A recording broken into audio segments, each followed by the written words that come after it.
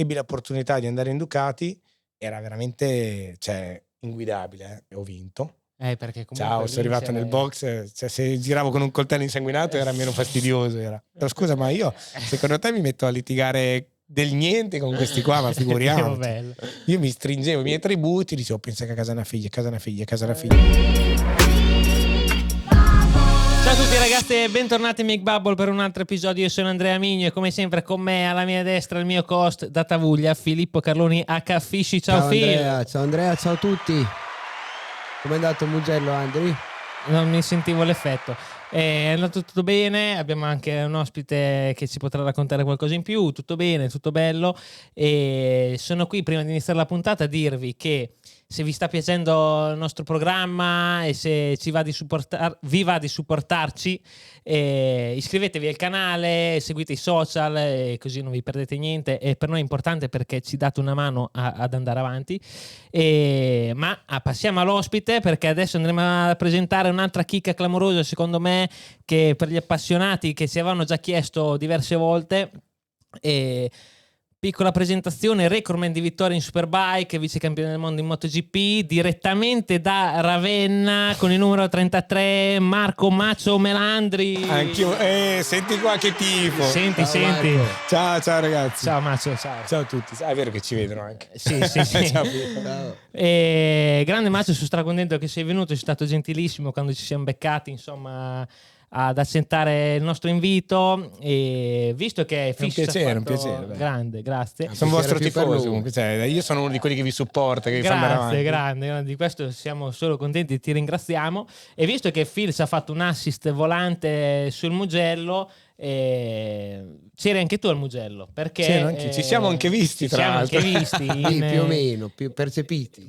No, vabbè, lì il Mugello è una gara abbastanza complessa, c'è un casino incredibile, quindi si vedono facce più volte, poi magari ci si dimentica, però noi ci siamo visti ci siamo visti anche fuori dal paddock, che al Mugello non si dorme. Al Mugello non si dorme. Sei arrivato appena io ho finito di suonare, quindi sei perso. Sì, devo dire il clou, anche se magari non è vero. È vero, però mi hai già promesso che alle prossime ti porto, adesso appena una data seria ti porto. Ok, ma stiamo parlando, perché forse qualcuno ancora non ha capito, di una tua grande passione che stai portando avanti, e mi hai detto che ne hai fatto attualmente la tua professione principale, o comunque il tuo hobby principale, che si parla di musica, di DJ. Tu sei un disc jockey, giusto? È una passione che ora, quando sono ragazzino, ho iniziato quando ho iniziato a correre il mondiale, 15 anni, ancora coi vinili, e di lì ho sempre suonato.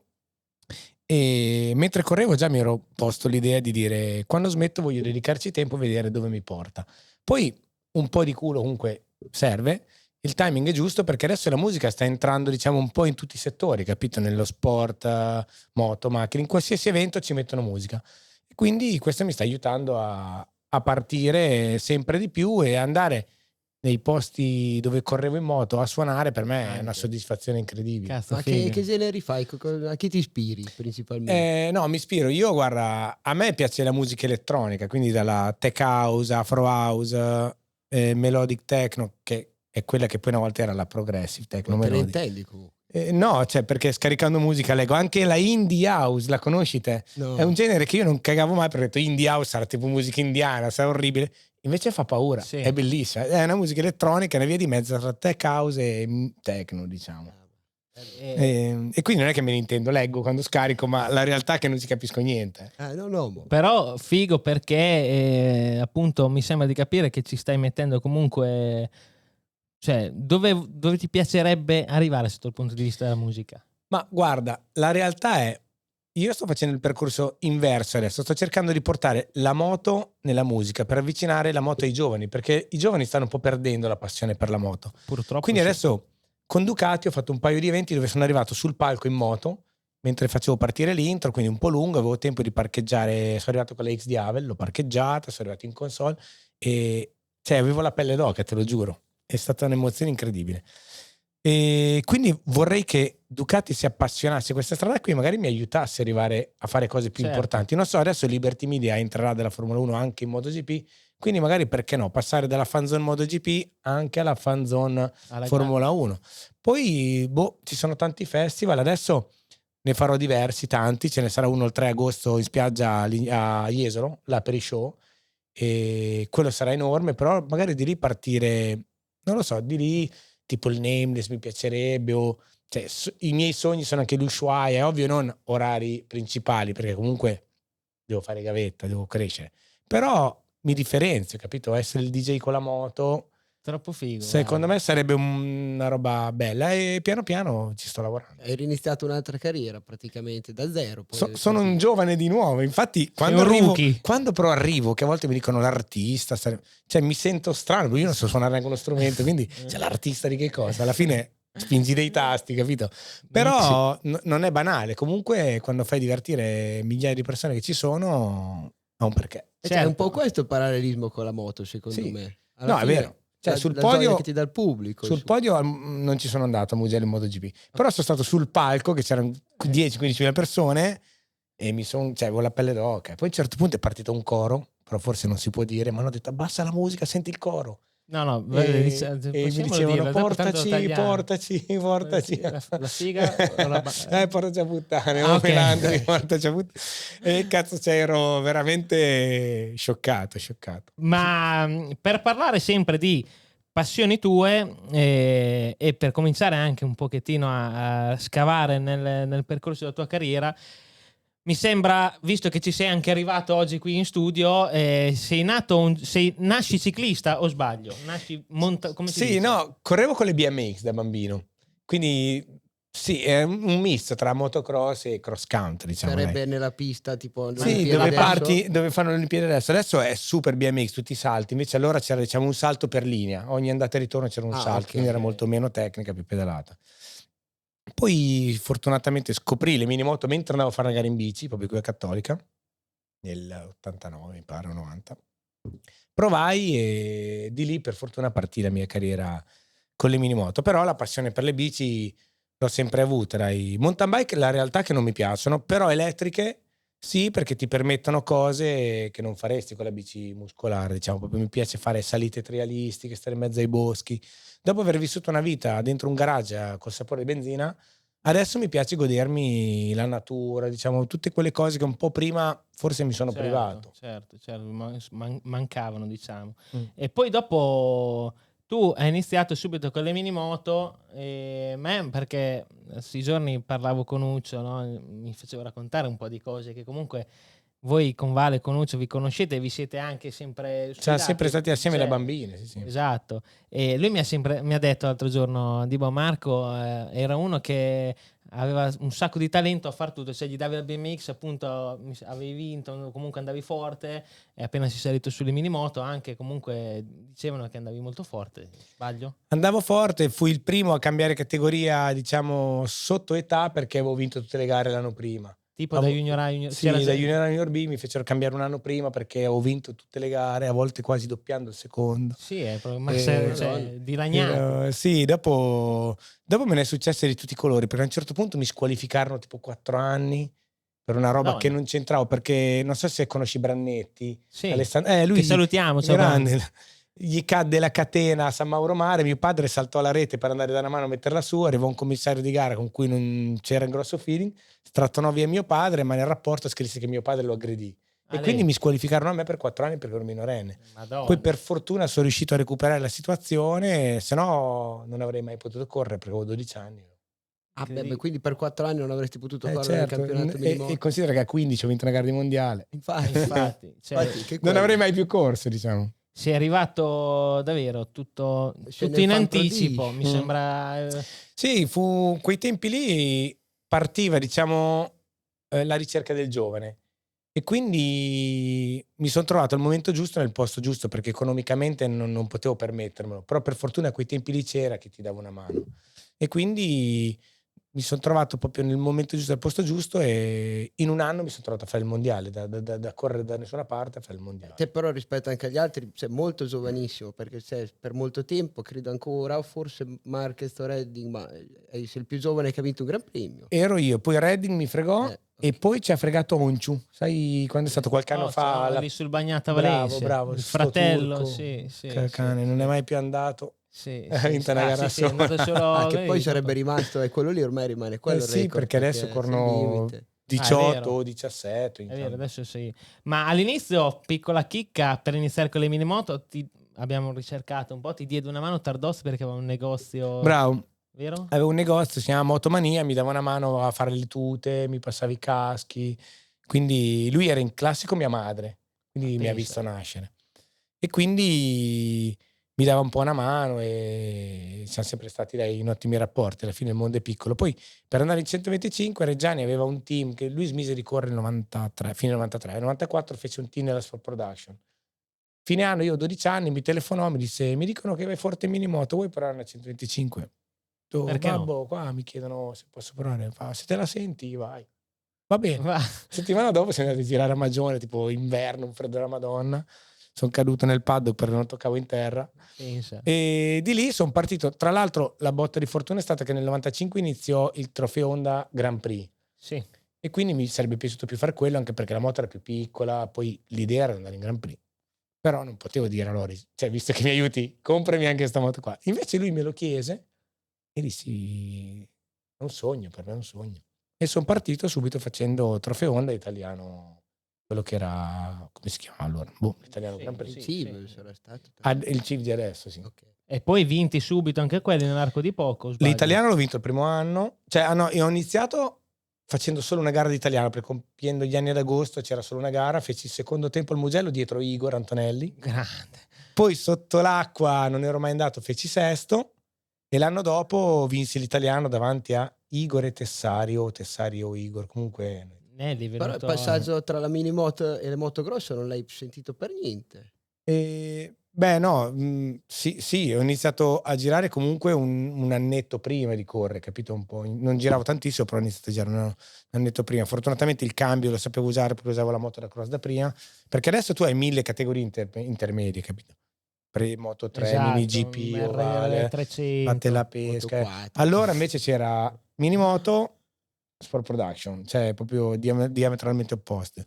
E quindi sono stato fortunato. Comunque andare in Grand Prix subito è stato... Sì, perché una volta è vero, si passava da Sport Production, poi già quando andavi nella 125 GP sì, cambiava tutto di nuovo. eri già nel percorso giusto, cioè era già il passo giusto Mm. per cominciare a entrare nel mondiale o comunque... Quindi sì, ho avuto una bella botta di fortuna, dai. Vabbè, tocca anche essere buoni, dai. Sì, no, un insieme di cose, Ma sì.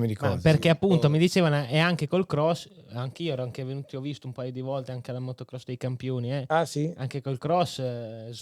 Sì, però andavo da amatore, dai. Cioè... beh, comunque di chiaro, no, sempre per dire che appunto mi diceva Uccio che anche col cross Sì, sfettucciavi. no, dai, Fai più col giravo. cross? No, ho Ah, avuto problemi ai palmi delle mani e dopo ho sì, smesso. Con le tipo? dita a scatto, sai, mi prendeva le dita a scatto e Cosa mi vuol si dire? inchiodavano le pulegge nei palmi. Che tipo non ti si premano più le dita? Proprio Ma in genere anche a quando me, vanno a scatto. Dopo mi hanno è vero. operato, però stavo meglio. Però era il momento in cui avevo ritrovato il contratto per correre il 2017 in Superbike, quindi ho detto adesso la motocross la parcheggiamo, poi vediamo.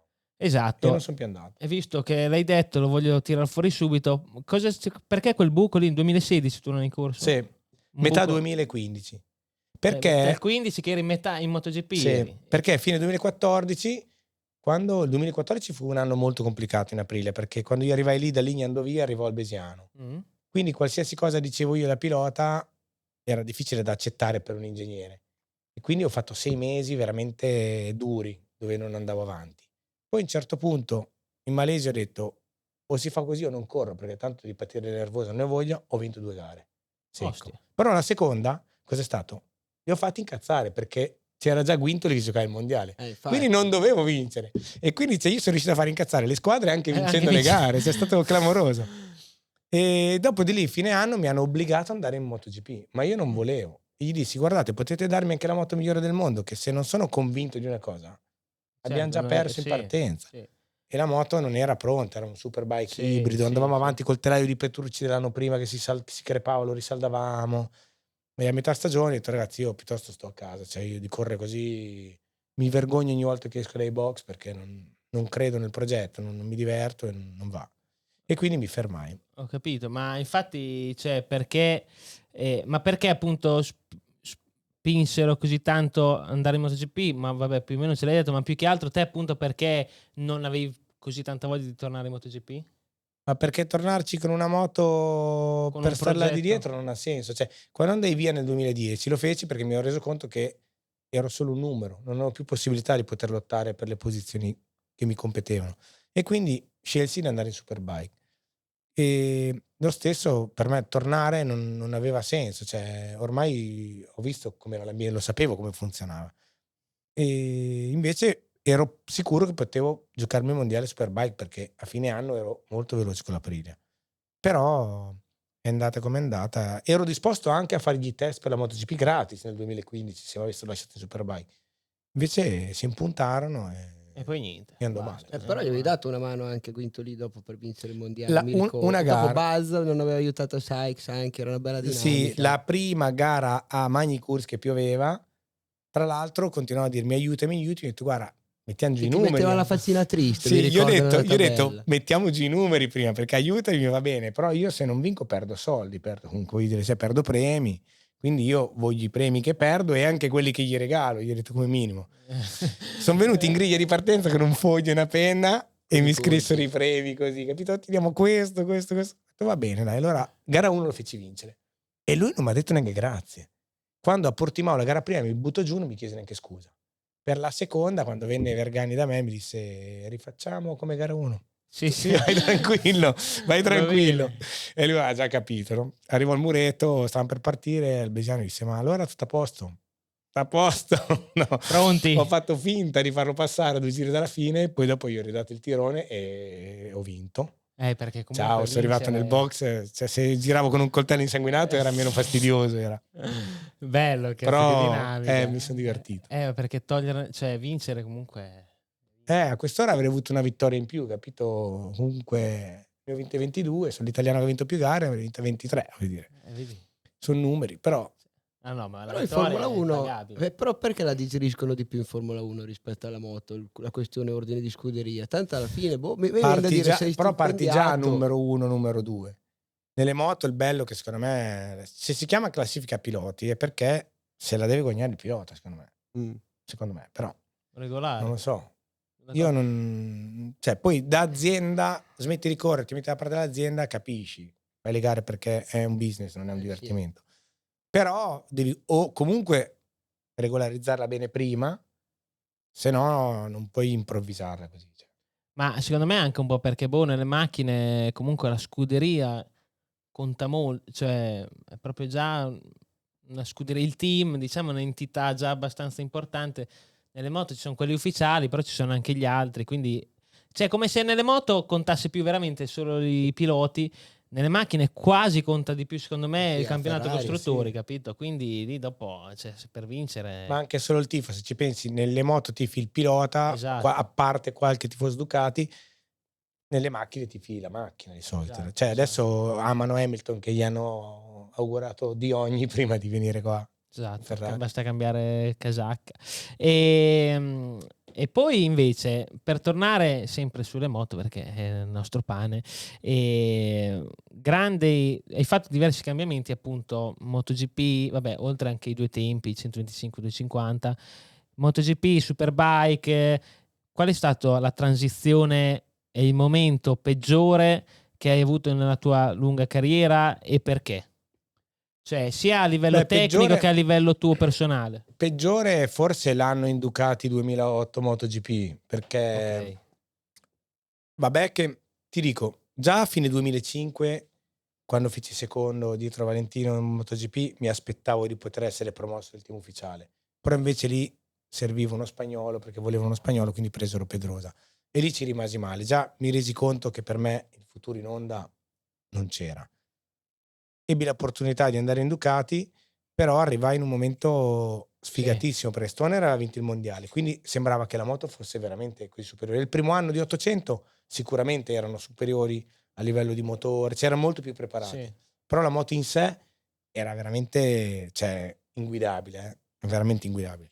E io dopo i primi 3 giri, quando scesi, cioè, avevo gli occhi come gatto silvestro. Ho detto adesso mi aspetta un anno infernale. Hai capito dopo 3 giri. E a fine del primo giorno c'era Preziosi come project leader, gli dissi pagate Stoner tutto quello che vi chiede, perché trovare un altro che guida questa moto qui non esiste, cioè sfido chiunque a trovarlo. E la realtà poi che ho avuto ragione, perché Aiden dopo di me non andò, Patito. Valentino Sì. non andò. Quando arrivò poi da Ligna adesso le cose sono cambiate, Certo. adesso Un'altra Ducati. Ma perché dinamicamente com'era che era inguidabile? E perché poi il Stoner riusciva? motore secondo era te? portante, quindi aveva un telaio davanti grande così come le mie mani, in carbonio, tipo duro come una pietra. Cioè, poi Stava tutto era il attaccato periodo, lì. era il periodo che arrivò il monogomma. No, ancora non c'era il monogomma Bridgestone, però le Bridgestone erano molto rigide, quindi cioè, non sentivi veramente nulla. Stoner andava perché secondo me non lo sa neanche lui quello che io dico, cioè è una dote. Lui aveva degli automatismi incredibili che nessun altro ho mai visto avere, ma non lo sapeva, cioè non se ne rendeva conto, capito? Gli Con veniva muovere un Però braccio. queste esatte parole io le ho già sentite da chi, anche Vale, che come lui l'hanno visto in pista, ma anche da Gabarrini, che è stato Certo. suo capotecnico. Cioè, a Stoner e a Filippani gli mettevi la dura o la morbida, usato nuova, e lui andava dentro e boom, faceva dei tempi della Madonna. Io l'ho perché visto comunque cambiare, cioè 2 gradi d'angolo di sterzo e una maglia di forcella, cioè 16 mm di forcellone, una maglia di catena, 16 mm di forcellone, primo crono uguale all'altro. Cioè, una moto che non è neanche parente con l'altra. E lui un giro faceva uguale a prima. quindi lì Cioè, è tutto più o meno un po' meglio, ma quasi uguale. lì è tutto veramente tra l'incoscienza positiva, il talento, non sapevo. Ed è una dote, capito? Una È volta ho una detto dote, così, lui l'ha una letto da dote. qualche parte, ma ha scritto che era incazzato. Ho detto, guarda che ho detto una cosa a tuo favore, che è una dote, che Complimenti, nessuno l'ha. perché poi l'ha portato a fare no. quello che ha fatto. Sì. E quindi quell'anno è stato difficile perché non riuscivo ad andare, cadevo. Ad un certo punto iniziai a vedere psicologi di continuo perché l'altro comunque vinceva, ma iniziava a cadere anche lui. E il problema sembravo io. Perché quella è Però- sempre la prima brega principale, appena non si va. Certo. Però uscivo dallo psicologo e mi diceva, dai, tieni duro. Penso di arrivare a fine anno che ti Allora, paghino. cioè, Anche lo psicologo mi diceva allora- così.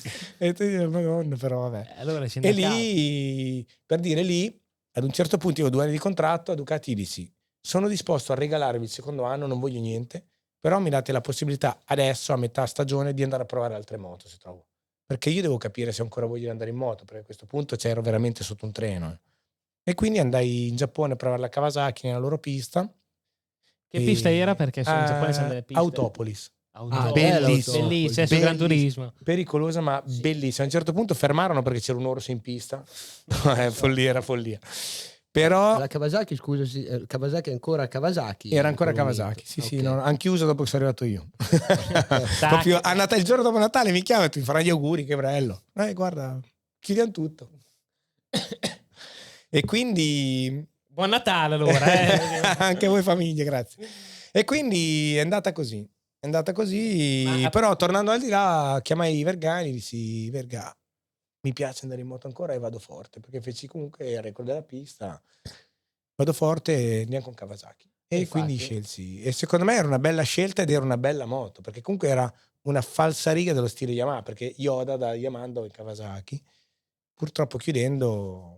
Però abbiamo comunque perso. secondo me un anno quasi buono, no? Hai fatto No, anche un podio. Ho fatto un po' di Mugello, ero partito 15esimo sul bagnato dopo 5 giri in testa. Sì, mi ricordo. Potevo vincere, e quindi avrei potuto vincere. Cioè, ho passato Stoner sulla shoot in Giappone, dopo quello che avevo passato, cioè a me mi rideva anche il culo, veramente. Cioè. Certo. E sono arrivato davanti a Dovizioso a Geres che aveva Honda KRC. Cioè, quando hai capito eravamo in 5 in tutto il team noi, moto nera. Ci hanno dato il 31 marzo, finivano lo sviluppo, ci hanno mandato il 1 aprile tutto il materiale, la prima gara iniziava al 7 e hanno detto arrangiatevi, fate una stagione con quello che c'è. Quello che avevi all'inizio e quello che hai avuto alla fine. Noi eravamo in 5 e abbiamo fatto la stagione così. Settimo, stavo per fare il miglior risultato di sempre di Kawasaki nel mondiale. Ma lo sapevi già? Cioè, l'hai saputo subito che si riusciva a fare la stagione? Oppure ci aiutò Dorna, perché quando chiusero fu un casino. Dorna disse noi siamo disposti ad aiutarvi con le spese dove non arriva. Ci siamo messi lì, qualcuno ha rinunciato, è stato a casa, altri hanno detto no, proviamoci e siamo partiti così. Figo, però è stata una delle più belle stagioni perché lì veramente ho trovato gente che aveva voglia di fare e ci metteva l'anima. Ma infatti vecchia scuola. Sì. Per fare un paragone diametralmente opposto al periodo più brutto della tua carriera, qual è stato invece il più bello? Fortunatamente ne ho avuti tanti, ti dico la verità. Dove ti sei divertito di più? Beh, mi sono divertito Anche. di più, bene o male sempre, nel senso che comunque anche nei momenti difficili cercavo di non perdere il divertimento. Non dico il sorriso, perché poi nei weekend di gara io ero sempre incazzato, non so fingere. Però vabbè, sognando di diventare pilota, la prima gara che vinci in 125, cioè, è un sogno. Così come quando vinci il mondiale, poi l'ho vinto con una gara, dai, bella tosta con Fonsineto, ci siamo passati 3 volte l'ultimo giro Con chi ti giocavi il mondiale? Con lui, dopo c'era Cato? C'era Cato? no, No. Cato lo vinse l'anno prima, nel 2001. La mia prima gara la vinsi contro Cato ecco. a Sachsen. Però ci passammo 3 volte l'ultimo giro a Phillip Island, vinsi per 7 millesimi la gara il campionato, quindi sono botte di adrenalina davvero forti. Così come vabbè, la prima gara in MotoGP, cioè tante volte dopo momenti difficili tornare a vincere forse ti dà ancora più soddisfazione. Sì, assolutamente direi. Cioè senti proprio esplodi anche di rabbia. Vale capito? doppio, esatto. Bravo. Vittoria più Butti resto, fuori anche la rabbia esatto. che hai accumulato. Bello. Ma una delle tue piste era Turchia. Turchia mi gasava di brutto, non so perché, ma da subito proprio mi gasava di brutto. È bellissimo, veramente una delle piste secondo me belle, perché stendevi le marce con la MotoGP, curvoni veloci, terza, quarta, ce n'era uno dove mettevi la sesta centro curva, Il curvone quello destra. era impressionante. Però la realtà è che, per dire, Phillip Island ho vinto con tutte e 4 le categorie che ho corso, ho vinto il mio mondiale, quindi dovrei dire che quella è la mia pista preferita, a parte anche il post e tutto è surreale. Sì, bellissimo. Però pensavo, no, magari non è il momento più brutto, però non mi ricordo, mi è venuto in mente adesso, non so se era Phillip Island, che quando ti giocavi il mondiale che l'ha vinto a Zamora per un punto. Era Sì, Phillip Island che Gelete si è fermato a 1 metro dal traguardo. Cioè lì Che nervoso e secondo me neanche tanto regolare fermarsi in pista, Sì. capito? Cioè al giorno d'oggi secondo me non so se l'avrebbe passata liscia, però fermarsi in un rettilineo 1 metro dal traguardo per far passare il tuo compagno. Ma fermato? Si è fermato perché al Zamora era caduto, era 16esimo, lui fermandosi l'ha fatto passare, fece 15esimo e vinse il mondiale 3 gare dopo contro di me per 1 punto. Senza vincere mai una gara, tra l'altro. E è stato un anno, cioè lì veramente ho accumulato talmente tanta rabbia, ancora adesso ci penso. Però per quanto è stato un anno sportivamente parlando di merda, mi ha fatto benissimo a livello umano, perché avevo 16 anni e sono cresciuto tanto, cioè avrei rischiato veramente di sentirmi sopra tutti, capito? È stato il tuo primo picco nei negativo, diciamo. Invece lì ho imparato un sacco di cose e ti dico, ad oggi sono contento sia andata così.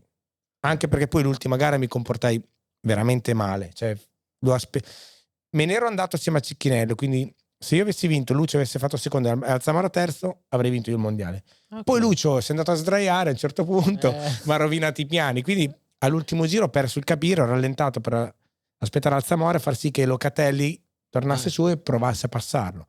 Però mi sono comportato veramente male, cioè mi sono vergognato di me stesso perché ho fatto cose che non avrei mai pensato di arrivare a fare, però ho proprio spento il cervello in certo, per provare a vincere il mondiale, a però quel punto lì non ragionano tutti così. Avevo appena compiuto 17 anni, infatti, mi sentivo derubato. La prima gara mi ho rotto un polso perché avevo rotto l'ammortizzatore di sterzo.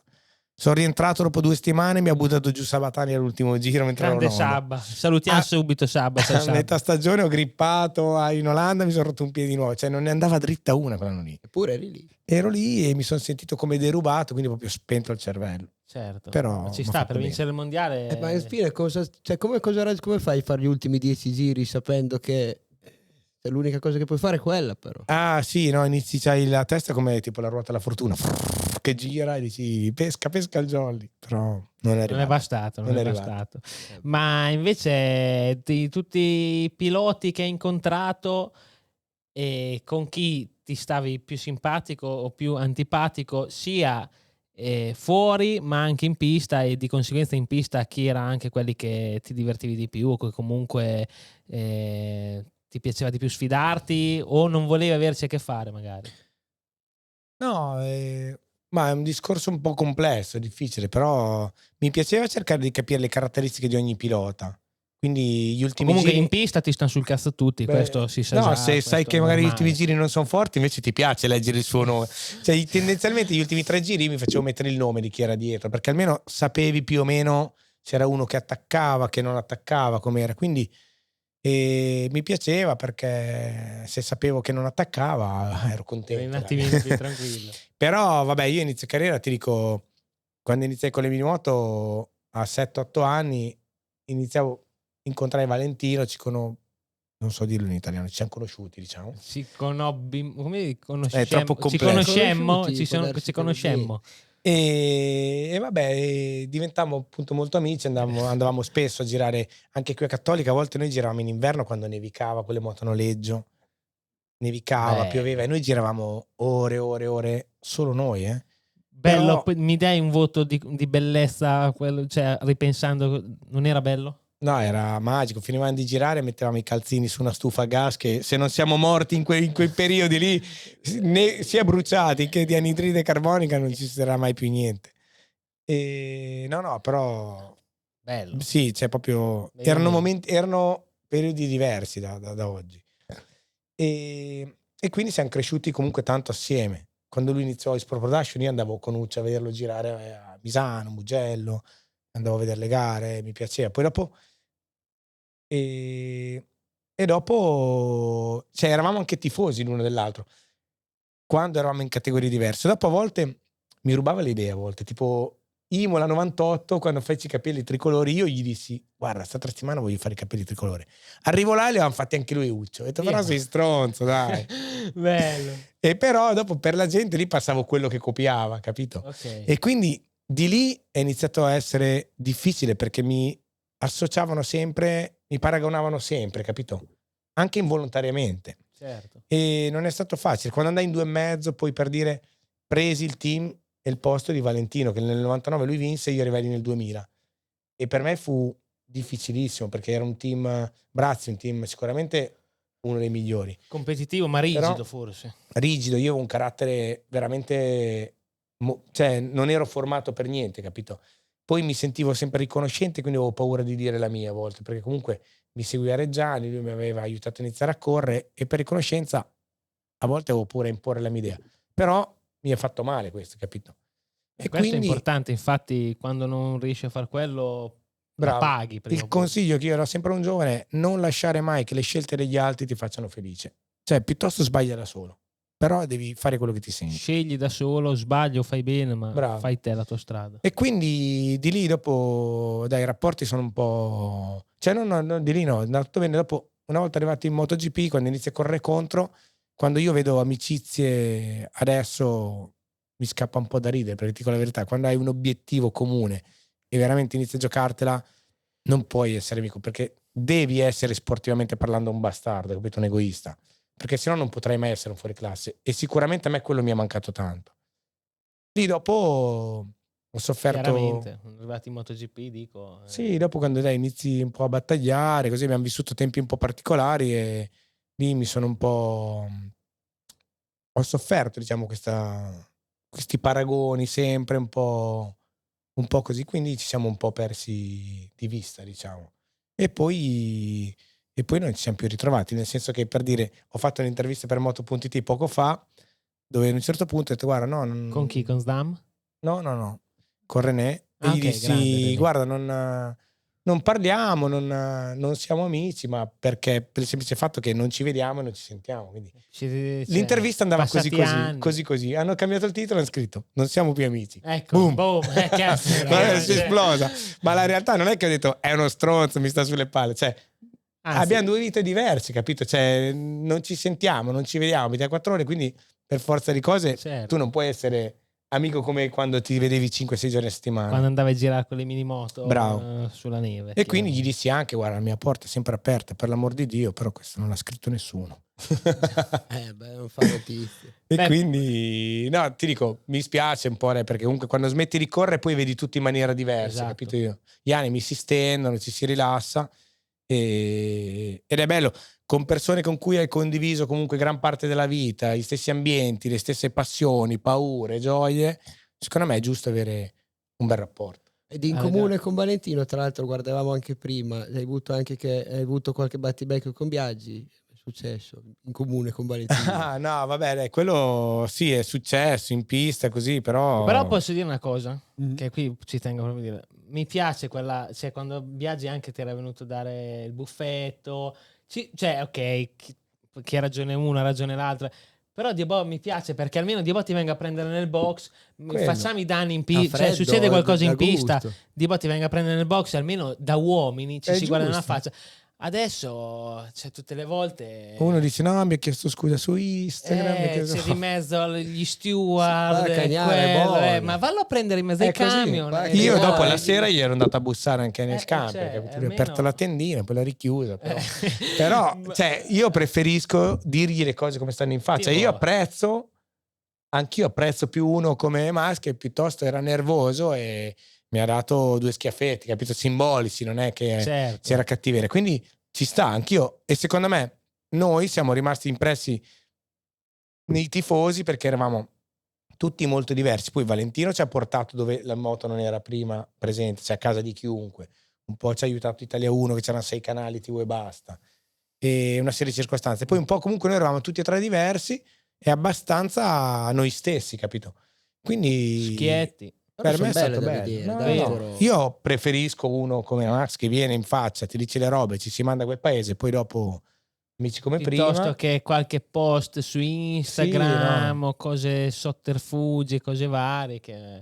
Già, proprio così. Però una roba che anche vi ha aiutato, adesso voglio aggiungere che tipo 2005-2006 c'eravate in MotoGP, c'erano 5, 6, 4, chi eravate? Te, Quattro. Capirossi, Biaggi, Vale, E noi 4. voi 4, però cioè, sempre nei primi 5 tra virgolette, quindi Sì, no, per no. noi a casa era un bel... Hai fatto cioè, secondo dava con gusto la la moto domenica. privata, te, fondamentalmente. Feci secondo, quando capivo che non potevo vincere cercavo di fare spettacoli, tipo al Mugello quando ho capito che tanto non potevo vincere, che ero già in crisi come dopo 3 giri, ho detto devo fare un po' di show. E quindi dai, mi venne per culo anche la frenata alla San Donato piuttosto che Sì, attraverso le Sì. Storie era poi no, quello cioè, Phillip in Island. Australia, Phillip che Island. infatti anche di quello adesso vorrei parlare. E poi provai a passare Capirossi alle bucce nell'ultimo giro del 2005 anche se sapevo che mi fregava poi in uscita, però ho detto comunque devo entrare. E no, state belle gare, dai. Almeno c'era la voglia di superare senza la paura di adesso ogni volta under investigation, un long lap penalty uscito dalla riga, ne deve fare un altro, cioè Sì, adesso siamo veramente abbastanza... no, è ridicolo, secondo me la situazione è ridicola. Ci sono un sacco di cavilli che sono veramente fastidiosi, secondo me, un sacco di dettagli fastidiosi che anche per i piloti a parlarci comunque alcune cose tolgono un po' di motociclismo, tra virgolette. Ma infatti te sei corso anche te, però si riflettete su ste robe mentre correte, cioè c'hai un vago di roba, devo stare un po' attento perché oggi so una penalità. Ma no, comunque se ci pensi noi, a parte qualche volta abbiamo sempre fatto sorpassi belli, ma mai scorrettezze, capito? Cioè è capitato, però non devi correre pensando alle penalità, secondo me, cioè ti limita un sacco in un eventuale sorpasso che magari potresti fare anche normalmente, però con questo limite secondo me magari non lo provi nemmeno. Esatto. Sì. Da farlo quindi- spensieratamente a Cioè, farlo con dei già, freni, proprio così. già. E adesso ti dico, ogni volta, poi quando decidono dopo la gara, cioè lì proprio mi scende la catena. Se spengo la TV e me ne vado io. Brutto anche da vedere, la gara Sì, finisce e no, non dai. sai se è finita. Ma sì, perché il 99% della gente finisce, spegne e se ne va. capito? Appunto. Poi leggi il giorno dopo e fa, ma come quello ha fatto secondo, l'ha messo quarto? Che è successo? Ma poi c'è anche una grande differenza da scegliere in diretta o dopo la gara, cioè che cambi le sorti della gara Certo. stessa, perché se io devo fare un long lap o ho una certa penalità e al posto che darmela adesso me la dai dopo la gara, cambia. Era Cioè, diverso. no, ma cambia proprio la situazione in gara. Vabbè, adesso di questo ne parleremo magari Sono anche più belle le tardi. polemiche nei podcast. No, beh, se ne vuoi fare un'altra, polemiche, che secondo me non ha senso, è che se parere. dai bandiera rossa nei primi 3 giorni la gara si riazzera e anche chi è caduto riparte, cioè quella è una follia più totale. Cioè, se tu cadi nei primi 3 giri non vale, se cadi all'inizio del quarto sei scemo, non prendi un punto. Cioè, ma che senso ha? Anche quello è vero. Cioè, onestamente. se sei caduto perché uno ha perso l'olio, va bene, puoi ripartire. Ma se cadi da solo e da bandiera rossa, anche dopo un giro, tu sei caduto, basta, c'è fuori. Esatto. Beh, C'è sono una delle seconda regole. vita invece. Ci sono delle regole che a me mi sembrano, cioè, fatte da un bambino. O perlomeno sì, se cadi da solo out, se cadi appunto per una roba magari esterna, che non lo so, vabbè, comunque sì, ce ne sono. Capisco anche che non è facile, perché comunque quando sei lì gestione, però alcune cose anche a me a volte mi dico, bah, come cazzo hanno fatto a scegliere una roba così, mi chiedo a volte, vabbè. Ma invece quel traverso all'ultima curva di Phillip Island, Sì, che lì avevi vinto. sì. Quello è storico. Cioè, Era quello... 10 giri che aspettavo quella curva per farlo. Cioè, di la verità era un anno che aspettavo. Perché la realtà è che io da tutto l'inverno provavo a fare i traversi, li facevo con una mano sola. Ma anche sull'asciutto, ho delle foto di Barcellona, sull'asciutto di traverso alla curva 4 con una mano. Ok. E quindi per me era normalità, perché alla fine quelle moto lì andavano di traverso col 20% di gas. Se tu volevi, quando si scaldava, mettevi di traverso, poi puntavi la scivolata e continuavi a aprire. Il motore ritardava un po', ma non è che tagliava la farfallo, proprio riprendeva grip. Continuava ad andare regolare. E lì aveva le rail, aveva smesso di piovere, quindi cioè, andava di traverso solo col pensiero la moto. Bello. Ed era 10 giri fumo. Lì, quando ripartimmo da bagnato, io non so perché volavo. Andavo il doppio degli altri. Infatti io ho dato tipo 10 secondi. Sì. Ero rientrato sesto, settimo. Tipo in 10 giri ero primo con 10 secondi su secondo. Perfetto. E quindi aspettavo l'ultima curva perché sapevo di voler fare. E quindi appena è partito, tolta la mano. Fumo bianco, lì storica. E quella vale almeno il mondiale che non ho vinto. Bella anche, però mi piaceva quella moto. Fortuna Era così bellissima. con gli scacchi gialli. Poi, altra polemica quando c'erano le sigarette, le livree più belle. No, Sì. vabbè, adesso Altra non... polemica. Più belle storicamente. Guardi la moto di Alex Marquez, neanche il peggior scooter di un 14enne, cioè tutti quegli adesivi lì, cioè, non si può che purtroppo gli sponsor sei meglio no, di me. per l'amor di Dio, cioè, sono contento di avere il Tingresini, però appunto dai. Certo. Ho fatto un evento a Varano all'Asimo Trasport, c'era Lavado con l'Honda 2.5 HB dell'86, cioè mi è venuta la pelle d'oca, cioè ora brividi. Diventano proprio iconiche, cioè bam, solo con lo sponsor. Ma tanto come è successo con Senna, con un sacco di livree, bam, iconiche solo per lo sponsor, solo quello perché c'era bisogno di altro. Bello, bellissimo. Ma invece per tornare ai giorni nostri della MotoGP di oggi, cosa mi dici, a parte queste cose un po' tecniche, e anche cioè, cosa mi puoi dire? Marquez, Bagnaia, i soliti tanti punti sono sempre quelli, però alla luce della 10ª gara del campionato, che feedback ci daresti a tutto ciò? Guarda, la realtà è che Marquez adesso per una serie di circostanze è più forte di tutti. Sì, E questo è indiscutibile. Splendida. È indiscutibile perché poi guida con una facilità che, se ti ricordi, anche gli anni migliori della Honda era comunque sempre un po' al gancio, sempre il davanti piantato in terra, dietro che sbandierava. Adesso non fa una sbavatura, cioè, sembra che cada perché si distrae. Però è così. Il resto, secondo me, la stampa ci ricama di ogni sopra, uno può avere difficoltà, non avere difficoltà, e secondo me per Pecco non è un periodo facile, però è inutile girarci attorno, cioè, adesso l'altro sta andando più forte, gli viene tutto più facile. Sono quei momenti in cui cioè, sei in un flusso dove tutto va secondo me perfetto, anche capito? di inerzia, no? Da tutto quello che comunque ha passato, arrivi, Certo. cioè, bam, arrivi Sicuramente ha una fame lassù, della Madonna. Poi io sono uno che crede molto al destino, cioè quando ti succede una gara come Silverstone dove tu cadi, fermano la gara dopo un giro e puoi ripartire, cioè comunque vuol dire che il culo è dalla tua, capito? E Anche. fai terzo, tra l'altro, ha fatto terzo, quindi Vuol dire che comunque la fortuna è dalla tua. E ci sta, perché serve anche quello per vincere. Assolutamente. La devi cercare, ma ti deve anche arrivare. Però tanto tu qualsiasi cosa dici non va bene, perché ho fatto un'intervista, quando è stato venerdì a Mugello a Sky, ho detto no, Pecco secondo me è un campione, ha bisogno di mettere in ordine un po' di cose, e tutti no, perché adesso le busca, non è un campione. Domenica ho detto no, cazzo, Marchi sta andando forte, Pecco è in difficoltà. Ah no, Pecco non è in difficoltà, è un campione. Allora, l'ho detto l'altro ieri. Mettetevi d'accordo, non mi chiedete più niente a me, cioè fate voi. Comunque qualsiasi cosa fai non va mai bene, questo è un dato di fatto. È chiaro. Però ti dico, sono contento per Alex Marquez, perché comunque anche per lui essere il fratello di Marc non è facile, cioè sei sempre comunque, cioè questo ha vinto 2 mondiali, adesso sta facendo una stagione da paura, ma lui comunque è il fratello di Marc, non è Alex, capito? Lo deve aiutare per forza. Ma non è, cioè, comunque non è facile, se ti metti nei suoi panni sei sempre, diciamo, il brutto anatroccolo, capito? Sì. E quindi, cioè, per alcune cose ti dico, mi rivedo in quello che ho passato quando mi paragonavano, per dire, a Valentino. È brutto essere paragonato a uno che lo so, sta facendo meglio, lo dicono i numeri, che cazzo devo fare? Però lasciatemi in pace. Ognuno è giusto che abbia la sua storia. Ti troveresti bene nella MotoGP di oggi? Cioè, ti vedresti? Guardi, i paragoni secondo me non si possono fare. Io quando vedo la moto, adesso se la vedrà mi prendo paura, mi fanno paura.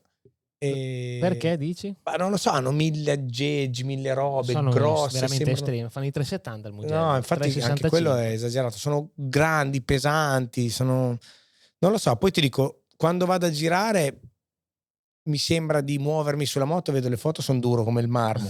Quindi l'idea di guidare come guidano loro adesso per me è impensabile. Per questo ti dico, secondo me chi fa i paragoni nelle varie epoche è aria fritta alla fine. Te hai avuto 2 anni sabbatici di base praticamente alla fine. 1 e mezzo. E pensavi di essere competitivo ancora? Perché dopo, quando sei ritornato alla Ducati ufficiale, senza ombra di dubbio sei andato molto forte. Sì, no, a livello di velocità sì, però la realtà è che il corpo a corpo lo senti la differenza. Un po' star fermo e comunque ogni anno che passa, cioè come in Romagna si dice, la vecchiaia ha rovinato un sacco di giovani. Cioè è la realtà, è incredibilmente reale, perché comunque il cervello non dimentica. Tutte le esperienze negative, cioè, rimangono immagazzinate molto più grandi di quelle positive. E quindi quando tu hai un corpo a corpo, dici supero qui, prima dicevo tipo nel 2005 supero la San Donato, cioè io sapevo che avrei superato, poi magari arrivavo lungo 1 metro, però avrei superato. Dopo invece inizi a dire sì, no, lascio il freno, lo tiro, forse Tiro no, dopo, la curva dopo, inizi a pensarci, e quindi questo è naturale. E un po' dopo riprendi l'abitudine gara dopo gara, però non è come quando hai 20 anni, cioè d'altronde 40 non sono i 20. Ma è anche una curiosità mia, perché tipo a Phillip Island in fondo dritto ti sbandierava sempre? Cioè, era un po' una tua, ti succedeva? No, sai cos'era? Era il piedino dell'attacco forcella, cioè il piedino dell'attacco della pinza radiale, lo avevano alleggerito 50 grammi e quindi ammorbidendolo per varie cose, il mio peso, l'aerodinamica, iniziava a svirgolare. E avevamo provato di tutto, andavamo in aeroporto, solo che mi facevano andare con la moto di Rinaldi che aveva il piedino rigido. Allora. Quindi mi mettevano i dossi, sai i dossi quelli per strada, li prendevo a 280 all'ora, la moto stava ferma, non capivamo, mettevamo 10 kg davanti, dietro, niente, andavamo in pista, subito. Al che è un test a Brno, gli ho detto ripartiamo con la moto dell'anno scorso, poi cambiamo anche una vita alla volta. E abbiamo capito cos'era. Quando andai a Yamaha gli dissi, sappiate che io con questi piedini ho problemi. Sì, tranquillo, arriviamo in Thailandia. Piedino. Uguale, e c'era il piedino leggero. Ho detto, cazzo, no, me l'ho anche detto. Ma non lo sapevamo. Ma mi faceva strano che andavi forte lo stesso, poi non dà fastidio? Ma non fastidio, a volte devo stare in quinta appoggiato al limitatore, perché se mettevo la sesta saltavo giù dalla moto. Facevo dei fondo sterzo, facevo sul dritto. A Phillip Island, arrivare laggiù in fondo così, cioè, le provavo tutte, freno dietro tirato, tutto facevo. Grande cultura del freno dietro. A me è sempre piaciuto, sì. No, ma credo sia una cosa. Dito o piede? No, a piede quella volta. A piede. Chi viene dal 2 tempi, il freno dietro è obbligato a usarlo. Poi perché? Il primo, perché la gente non ha freno motore il 2 tempi, quindi per forza di cose freno motore vuol dire che frena molto la ruota dietro, devi usare il freno a piede. E poi ti aiuta anche nella prima parte. Adesso se guardi i rallenti delle frenate, che sono bellissime, tu vedi che Marquez frena sempre prima dietro che davanti e la moto si abbassa pari sempre e dietro non perde mai contatto. Pecco invece sembra che la prima parte non usi il freno dietro ed è molto aggressivo anche sul freno davanti, la moto si abbassa tanto davanti, dietro subito si scarica e per tutta la frenata poi zampetta, cioè saltella, e non tenerla in riga vuol dire non riuscire a frenare forte come puoi farlo quando la moto è attaccata a terra con tutte e 2 le ruote. Quindi quello è una cosa che però è difficile cambiare, non è facile. Poi il freno dietro stile scooter, sono stato io il primo a usarlo nel 2013 sulla BMW in Turchia, però poi in inverno a Jerez alla curva 8 con l'Aprilia Superbike, nel cadere sono rimasto agganciato tra il freno e la leva della frizione, perché hai 2 leve e ormai mi trito una mano, quindi di lì l'ho messo a pollice dopo. E lo usavo entrambi perché negli anni mi sono fatto male una caviglia, ho difficoltà a muoverla, devo usare il freno dietro molto basso, quindi quando curvavo a sinistra non ci arrivavo e quant'altro. Figo però. E questo, quindi questa è la dinamica dei 2 tempi, è figa. Sì, no, beh, il 2 tempi. Tra l'altro all'Asi Motorsport ho riusato la gilera di Simoncelli del 2008. Vabbè. Che goduria, che bella, incredibile. Suono. Che moto. Ma poi come va? c'è 100 cavalli, ma sono 100 Varenza dentro, cioè, è incredibile. 100 l'apice Varenza. della motocicletta da corsa. Ma se vabbè, si pensa, 125, 250 di quegli anni lì, veramente clamoroso. Pazzesco. anche la linea è bella. Il proprio, suono, la linea, è tutto bello. l'odore, la guida, il fascino, veramente una delle opere d'arte clamorose. Io sono anch'io innamorato di quei mezzi là. Tra l'isola dei famosi e la talpa la ecco, la differenza differenza tra l'isola famosa e la talpa. Hai avuto un contatto con queste cose qua? Perché, come vanno, come sono, come l'isola dei famosi, se veramente non si mangia, pro, Perché contro, cose belle, cose brutte. La differenza è che all'Isola dei Famosi avevo Cicciolino attaccato, alla talpa c'era la Diletta Leotta, quindi... È già la differenza. No, vabbè. No, Applauso.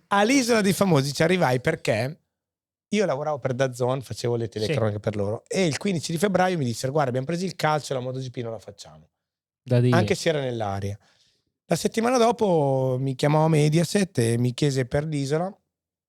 Io non l'avevo praticamente mai vista. Per non dire di no, mi hanno offerto X, ho chiesto 3 volte X. E mi hanno detto, dai, trattiamo, mettiamoci d'accordo. Ho detto, vabbè, dai. E di lì a 2 settimane sono partito. Però ti dico, l'esperienza personale è bellissima. Perché comunque dormi in spiaggia, vedi dei colori della Madonna. Il posto fa cagare. Però. Ma dove eravate? In Honduras. No, per arrivarci è stato un delirio. Perché come funziona? Te parti dall'Italia, Sì. arrivi, cosa Fai succede? 20 aerei tipo per risparmiare, Ok. 7-8 ore di pullman e arrivi in sto resort. Che sei già niente. finito, già vuoi tornare Sì, a casa. Poi era il periodo del Covid, ci hanno tenuto una settimana in Aiuto. quarantena in Italia, per poi Aiuto. farci volare in aerei di linea in mezzo a chiunque, per poi rifarci fare una settimana là di quarantena, dove io vedevo solo gli alberi davanti, c'ho il mare a 1 metro ma avevo gli alberi, quindi non lo vedevo. Quindi tu arrivavi già sclerato sull'isola Ok. per incominciare. Non mangi, però alla fine non mangi. Se sai che non hai da mangiare e non hai niente da fare, va Consumi bene. poco. Va bene, sì, stai fermo. Il problema dopo è che gli esperti di quel mondo lì sanno che per farsi notare devono litigare e quindi ti attaccano per qualsiasi cosa. Cioè io giravo tipo con le senza che mani. lo sapessi, quindi. Sì, dopo anche loro ti dicono dai, entra nelle discussioni. Ho detto, scusa, ma io secondo te mi metto a litigare del niente con questi qua, ma figuriamoci. Io mi stringevo i miei attributi, dicevo pensa che a casa è una figlia, quindi stavo zitto lì, zitto, sembrava un manichino. Però il problema è la noia, c'è una noia devastante, ogni giorno un déjà vu e quindi sono durato come un gatto in autostrada. Ok. La talpa invece era bellissimo, secondo me il format era una figata, i giochi e quant'altro. Il problema secondo me è il format all'italiana, dove devono sempre inserire qualcosa che non c'entra niente col gioco, da i blocchi strappalacrime, e blocchi di reality, che secondo me per il gioco della talpa che era in sé, che era bello perché poi in 10 giorni la giravi, capito? Quindi era una pacchia.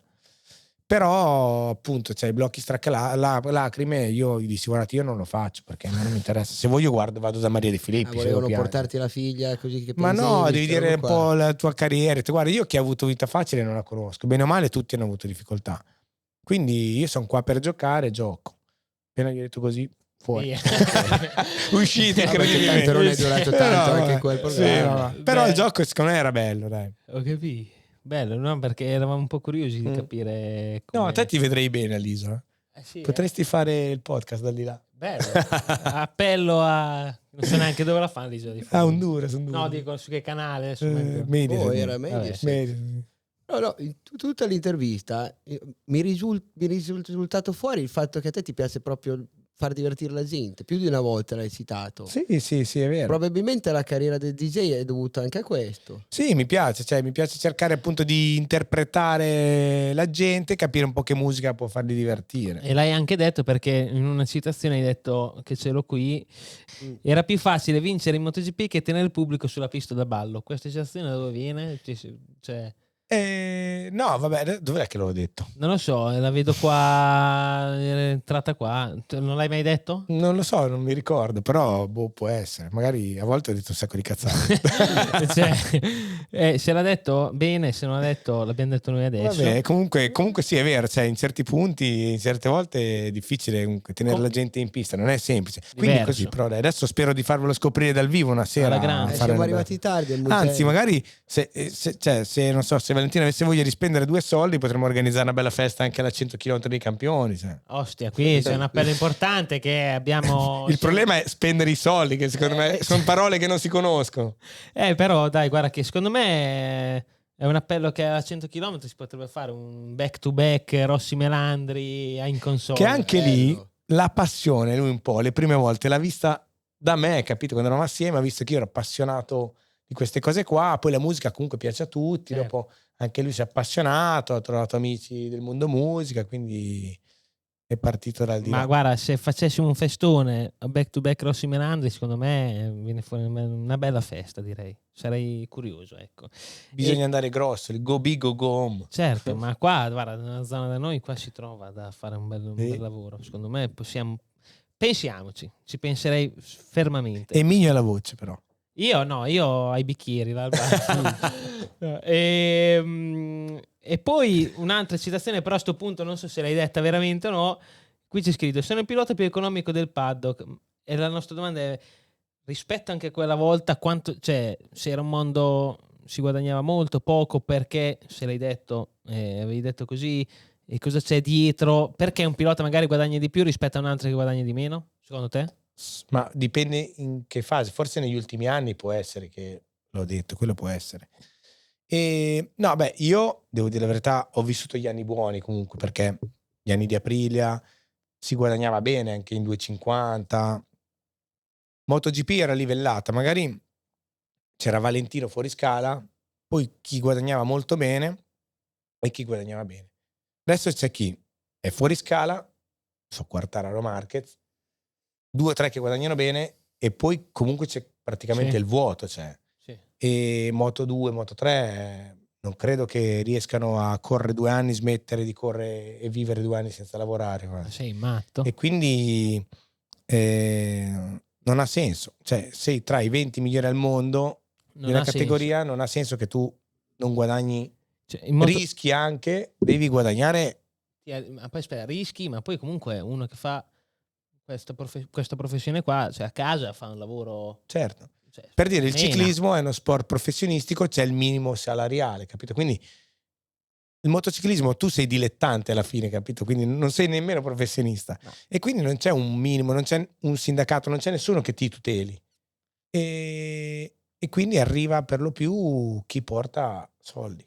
Sapevo che c'era in ballo qualcosa di questo genere da tirar fuori, tipo sindacati o comunque una tutela appunto per queste cose qua, però poi ancora non l'ho vista, perché sarebbe anche secondo me, cioè, mi sembra a volte veramente assurdo che uno per fare il mondiale piuttosto che prenderli li debba portare e non li prendi, tra l'altro. E non è che dici rischi lì, cioè, fuori dalle gare vai a lavorare, cioè devi fare quello, capito? H24. Poi nella Superbike anche lì hai preso gli anni che erano buoni, perché adesso penso che sia peggio adesso togli Toprak, quest'anno c'era Ria ancora che secondo me non serviva a strapagarlo, però pare che abbia preso tanti soldi Yamaha. Prenderà, spero bene per lui, Burica, perché si rimerita, però il resto è, non dico vanno a pari, ma se guardi i costi, cioè secondo me uno che prende 200.000 euro fa fatica a guadagnare a fine anno, va a pari più o meno, tra tasse, costi, una cosa e un'altra.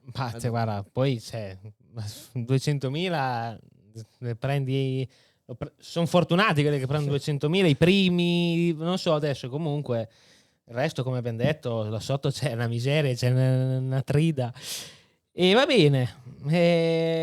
L'ultima cosa che è proprio già un'intervista clamorosa. Una domanda ce l'ho, l'ultima per chiudere. Forse è la mia, perché può darsi. C'è una tua come si dice, controfigura. Tu hai fatto da controfigura? Anche quello, vero? Bravo. Sì, nel 97. Racconta questa. Ma come fai a sapere? Dove le trovate ste robe? Io mi ricordavo il nostro Filippo. Tra l'altro, un applauso per Filippo Carloni. Grande. Grazie. Nel 97, inizio del 97 mi pare, o 98, andai al Mugello a vedere i test Aprilia. Io ero tifoso comunque di Arada, cioè degli italiani, però mi piaceva anche Arada per il suo stile di guida. E lì c'era Arada, Capirossi, quant'altro. Capirossi doveva fare una pubblicità per l'Aprilia Stealth, sai, c'era il primo SR50, quello scooter, e doveva impennare, ma non era buono. Avevano già mandato a comprare, erano già andati a comprare il cilindro 80 per elaborarla, perché non era buono di alzare neanche un capello, capito, da terra. Al che io chiesi durante il giorno, mi date lo scooter a vedere 2 giri in pista? Parto, ho fatto tutto il paddock su una ruota. Subito. Cazzo, mi hanno detto, ma come hai fatto? Ho detto, così, impennavo. E allora Perra mi ha detto, no, ma stanotte ti devi fermare per viaggiare uno spot. E il giorno dopo devo andare a scuola io. E quindi un freddo della Madonna, mi sono fermato lì tutta notte a fare ste impennate con sto scooter, vestito da Capirossi praticamente. E Pernat mi ha promesso uno scooter che non l'ho mai visto. Carletto. Quindi anzi lo saluto perché so che ha Grande anche problemi di Carletto, salute. grande. Ciao Carletto. Però mi sono divertito un sacco. Mio babbo che dormiva in macchina nell'Opel Kadett familiare perché doveva portarmi a casa la mattina per andare a scuola e lui deve andare a lavorare. E quindi mi ha fatto la notte al Mugello così in inverno con un freddo della Madonna e mi sono divertito. È stato bello. Ti sei visto incapirossato. Dopo mi vedevo in televisione, dicevo tutti, quello sono io. Nessuno non ci è credeva. Loris. A scuola nessuno ci credeva. Sì, figurati, quelle Capirossi. Infatti hai fatto lo stuntman. Sì. Qual era invece la tua? Io ho una domanda che è importante perché vedo molti bivi. Te hai mai avuto qualche rimpianto o qualcosa che cambieresti col senno di poi? Credo di no, nel senso che tante volte ho fatto scelte anche consapevolmente, diciamo, sbagliate, ma perché non avevo opzioni migliori. Ero obbligato ad andare in quella direzione. Quindi ti dico di no. Forse avrei avuto bisogno di un team diverso in 2,5 in aprile, però alla fine per la persona che sono adesso ti dico va bene così. Mi accontento. Ma no, comunque mi soddisfa come risposta. Ok, no, perché noi come consuetudine, ovviamente ai piloti che vengono nostri ospiti, gli chiedo di portare un casco perché secondo me è il simbolo più rappresentativo certo. di una persona, in questo caso di un pilota, e tu hai portato il tuo che racconta, se lo spiega. Io intanto te lo maneggio un po' in camera, ma tu intanto spiegalo. No, questo è un disegno che parte dall'inverno tra il 97 e il 98 con Aldo Drudi. Io cercavo il riccio perché io ho i capelli dritti tutti a porcospino. Lì era l'epoca che tutti avevano animali aggressivissimi, capito? Invece io ho detto no, voglio fare una roba diversa, il porcospino che può essere anche carino, simpatico, però al bisogno è aggressivo. E quindi mi piaceva, mi rappresentava molto. Invece la grafica volevo un qualcosa di semplice perché secondo me la semplicità è molto più riconoscibile. Il mio motto è less is more, quindi. Bravo. Quello che non c'è non si rompe, diciamo, questo l'ho imparato nel mondo dell'aereo, del volo. Però mi piaceva molto il colore azzurro, arancio, questo contrasto qui. E quindi Drudi mi disse guarda questa macchina qua, e trovammo una foto della Gulf. E aveva le 2 righe, era molto bella, pulita, mi piaceva molto e partimmo dal di lì. E quindi nacque questo casco con le righe, dove a un certo punto fece anche i capelli in una gara, a Imola nel 99. Tipo mi disegnai i capelli blu con le 2 righe arancioni. E di lì, dopo qualche anno, ho cambiato un po', ma poi tornai indietro nel 2014. Non te la volevo rubare, ma sai che ci avevo pensato anch'io di fare i capelli come il casco, tipo quello lì tutto sfumato. Ma te sei più giovane, non me la rubavi, sono più vecchio, l'ho fatto prima. Quello lì. Però ho capito, è bello fare la testa come il casco. Sì, dai, però dopo a 20 anni ho già i capelli bianchi per la forza di darci. E quindi di lì nasce questo casco bellissimo che poi Rins mi ha copiato. Malamente, sì, grande Alex, salutiamo. A me mi ha fatto piacere. Sì, c'è stato un anno e ho detto, ma cosa fa con il casco di Melano? L'ho visto, ma è uguale, cioè spiaccicato, era uguale. L'ho visto da vicino. Ma a proposito di livree, di robe speciali, quella Spider-Man? Quella... Forse secondo me quella è una delle top 3 livree speciali della storia, perché proprio anche i dettagli, cioè tutti i guanti, era tutti incredibile. Gli stivali, cioè sembravi Spider-Man veramente. Quella la fece Alduccio tutta a mano con l'aerografo. Avevamo paura che se pioveva colasse la vernice perché non avevamo provato, quindi abbiamo detto speriamo che non piova, perché tra l'altro non è stata una mia idea, cioè era un accordo di Aprilia di Giovanardi, proprio uno scambio con non so se era Paramount o quelli che producevano la Sony, credo, tanto usciva il film di Spider-Man. Può essere che era Sony, comunque sì, con qualcuno di loro, era un'idea di Giovanardi, è stato un accordo commerciale, vero? E invece io dico sì, no, è una mia idea perché fa figo, però era da paura, veramente bellissima. Ancora oggi, a distanza di 20 e rotti anni, quella la fa da padrone. Ma bellissima, ma che gara era? Mugello 2002. Tra l'altro poi vinsi Quindi dopo la gara, quando vedevo i bambini, i genitori gli dicevano lui è Spider-Man, lui è Spider-Man. È bello, cioè. E, no, cioè, ancora oggi mi gasa troppo. C'hai hai tenuto tutto della tua carriera? Cioè, tipo, c'hai un tuo museo, c'hai dei tuoi cimeli, caschi, tutto quello, tra cui anche questa? Caschi, tute, quant'altro sì. Non ho neanche una moto e questo mi dispiace. No, anzi, ho la moto che era il muletto del primo anno 125 perché l'avevo vinta vincendo il trofeo Honda nel 96. Ok, sì, si vinceva la moto, vero? Però io sono un disastro, sai che ho perso anche il diploma di quando vinsi il mondiale, non so neanche più la medaglia dove ce l'ho. No. Cioè, sono un disastro. Io in casa non ho neanche una foto di quando andavo in moto, zero. E mia figlia, quando andavo in giro, vedeva che mi chiedevano le foto, fa: ma babbo, perché ti chiedono le foto? Come fai a conoscere tanta gente così? Storia lunga. E allora adesso inizia a chiedermi di vedere le gare ogni tanto, Bello, adesso che ha 10 anni. So i DVD che anch'io quelli li guardavo tutti da piccolo, Moto Mondiale Story, Sì. 2004-2005, sono tutti quegli anni lì clamorosi, bellissimi, devi sì. fargli vedere quelli, sono belli quelli.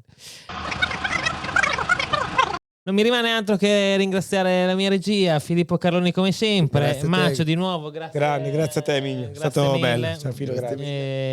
E niente, questo ragazzi è Mick Bubble, Marco Melandri oggi qui con noi, alla prossima e non dimenticate di seguirci, a presto, ciao a tutti. Followers. Ciao ragazzi.